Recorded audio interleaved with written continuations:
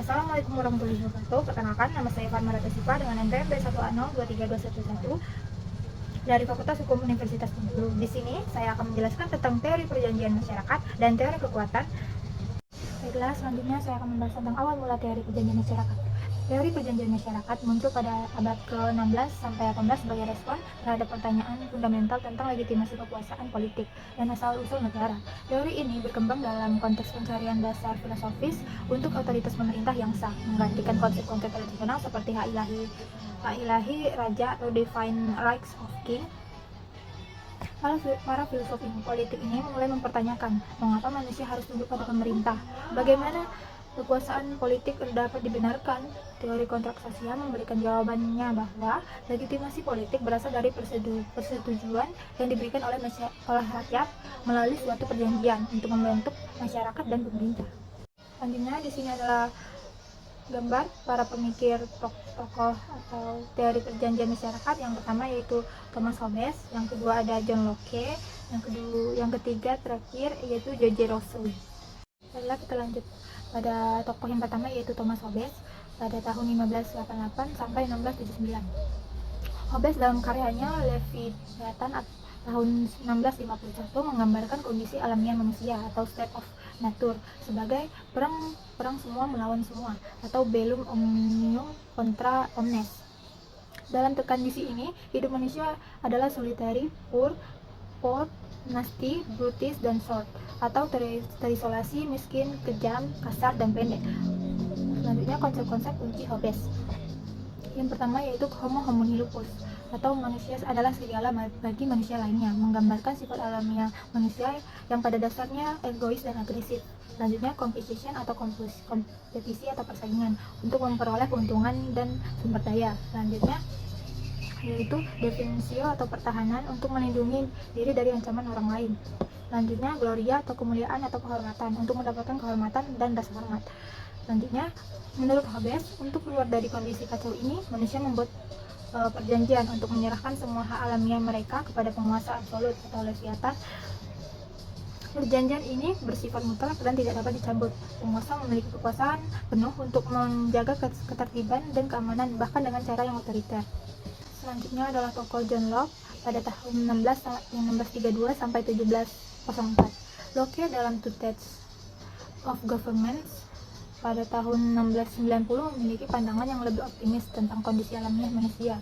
Ia melihat state of nature sebagai kondisi yang relatif damai, di mana manusia memiliki hak alamiah, hak atas hidup, hak kebebasan, dan properti.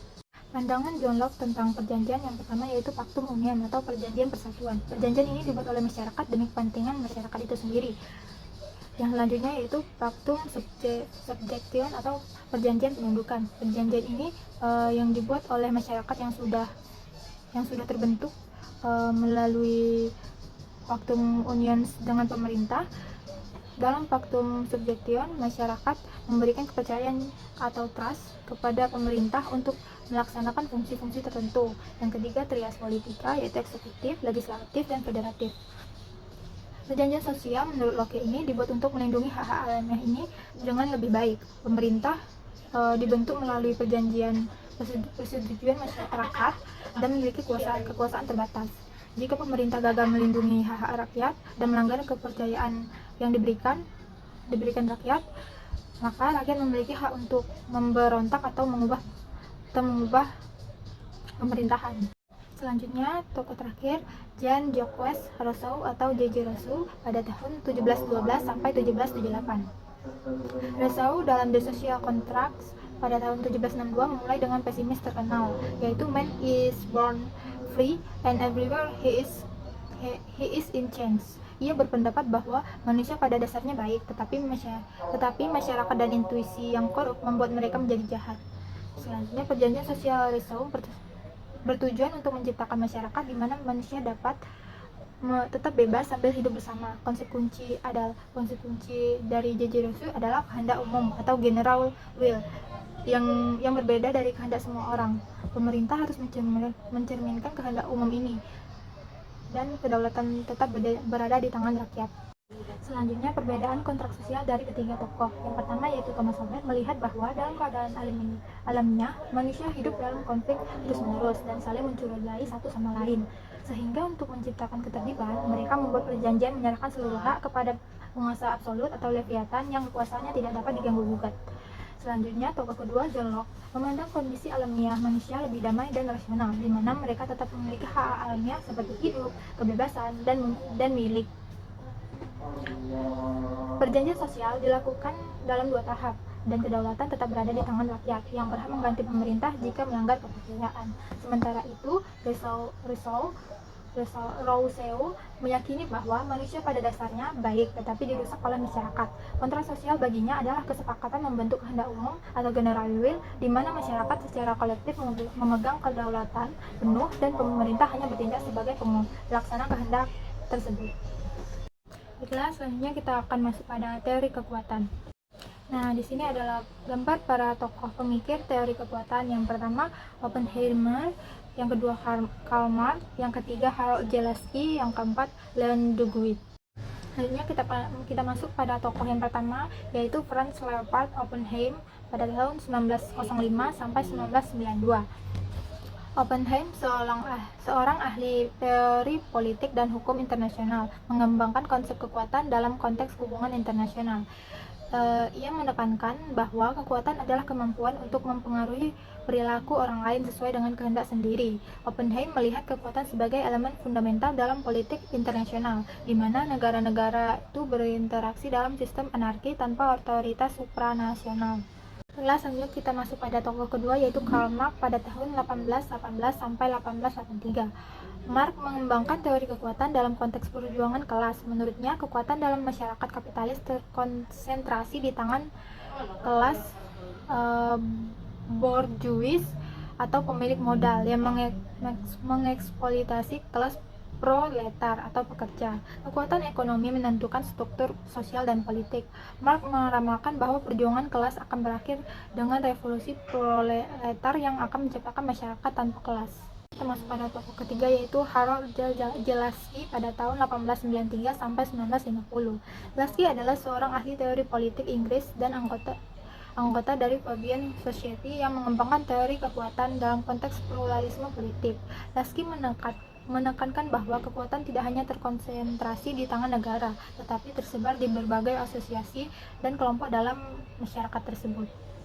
Selanjutnya kita masuk pada tokoh yang terakhir, yaitu Leon Degroote pada tahun 1859 sampai 1928. Degroote menolak konsep kedaulatan mutlak negara dan menekankan bahwa kekuatan negara hanya sah jika digunakan untuk memberikan layanan publik kepada masyarakat. Degroote berpendapat bahwa tidak ada individu atau institusi yang memiliki kekuatan mutlak, melainkan kekuatan negara harus tunduk pada hukum objektif yang berasal dari solidaritas sosial dan kebutuhan bersama. Teori ini menjadi dasar penting bagi hukum administrasi modern yang menekankan bahwa negara ada untuk melayani masyarakat, bukan untuk menguasai, sehingga menciptakan konsep akuntabilitas dan responsivitas pemerintah dalam memberikan pelayanan publik. Selanjutnya kita masuk pada lahirnya garis keturunan patriarki dan matriarki. Teori kekuatan menegaskan bahwa kekuatan baik ekonomi, fisik maupun intelektual adalah dasar utama kekuasaan. Negara atau individu yang kuat akan menguasai yang lemah. Para pemikir seperti Oppenheim, Marx, Zalesky, dan Degroote melihat kekuasaan sebagai sesuatu yang tumbuh dari realitas sosial dan konflik, bukan hanya dari hukum atau legitimasi moral. Teori ini menyoroti peran nyata dari kekuatan dalam membentuk struktur kekuasaan di masyarakat dan negara. Sehingga teori kekuatan ini berkaitan langsung dengan asal-usul kekuasaan dalam masyarakat primitif yang melahirkan garis keturunan patriarki dan matriarki. Dalam patriarki, kekuasaan didasarkan pada dominasi laki-laki yang kuat secara fisik dan sosial dalam kelompoknya. Sebaliknya, di dalam matriarki, perempuan yang kuat baik sebagai pemelihara kehidupan sosial maupun sebagai pusat garis keturunan memegang peran dominan. Keduanya menunjukkan bahwa sejak awal hingga sekarang kekuasaan selalu dikaitkan dengan bentuk kekuatan tertentu dalam masyarakat. Baiklah, itu saja penjelasan dari saya tentang teori perjanjian masyarakat dan teori kekuatan. Lebih dan kurang saya mohon maaf. Wassalamualaikum warahmatullahi wabarakatuh. Terima kasih semuanya.